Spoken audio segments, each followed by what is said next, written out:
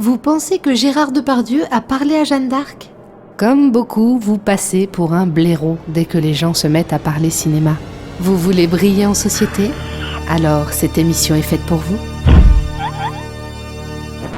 En effet, nous sommes sur la plage du Majestic, accueillis par la société John Paul, leader dans la conciergerie privée. Car ici, à Cannes, tout le monde a son concierge de luxe. Vous n'en avez pas, vous, coach? Pas de luxe, mais... Alors, le métier d'un concierge de luxe, comme Victoria, répondre à n'importe laquelle de vos demandes. Alors, quelques questions pour mieux comprendre les prix cannois. Si je veux un nœud papillon. 15 € environ. Et à la dernière minute? 50. Une robe du soir. À partir de 500 €. Un bateau. De combien mètres?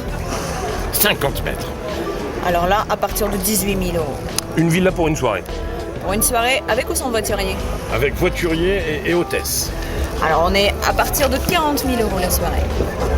Qu'est-ce qu'on va prendre, coach? On se prend un petit café. En attendant, émission spéciale Scandale à Cannes.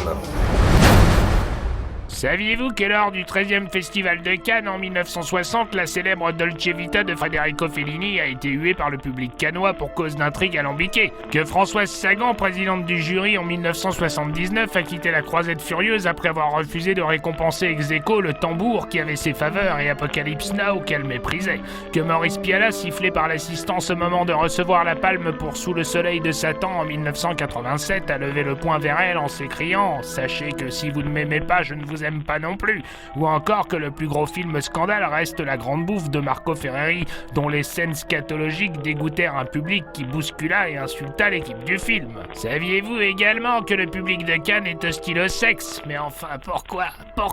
Et fut choqué par les scènes de fellation non simulées de Marouchka Detmers dans Le Diable au corps et de Chloé Sevigny dans The Brown Bunny, ou encore que les hot dogs à Cannes pendant une dizaine d'années furent interrompus et chassés définitivement. Saviez-vous pour finir que le festival fut annulé en 1968 face à une rébellion anti-gaulliste menée par François Truffaut et Jean-Luc Godard et soutenue entre autres par les membres du jury Orson Welles et Louis Malle? Que Sophie Marceau fut sifflée par la salle lors de son discours incohérent en 1999, ou encore qu'en 1983, Isabelle Adjani, qui avait refusé de participer à une séance photo le matin, a gravi les marches dans l'indifférence totale. Les photographes ont même baissé leurs appareils pour lui reprocher une attitude de diva capricieuse.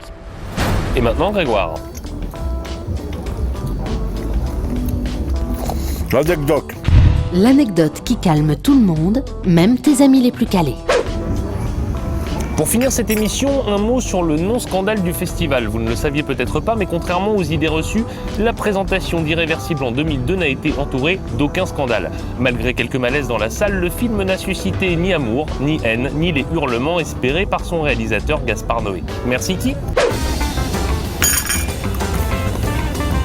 Allô, oui? Marjorie! Comment ça va, ma belle? Ouais! On se parle comme ça à Cannes. Ouais! Ah bah oui, bien sûr, on est là depuis la semaine dernière, l'émission, ouais, on vit quelque chose de merveilleux. Merveilleux. Dans 5 minutes, devant le palais. Avec un grand plaisir. Je t'embrasse. Ouais, à tout de suite. Ça te dérange pas de payer? Je file parce que ça fait super longtemps que je l'ai pas vu.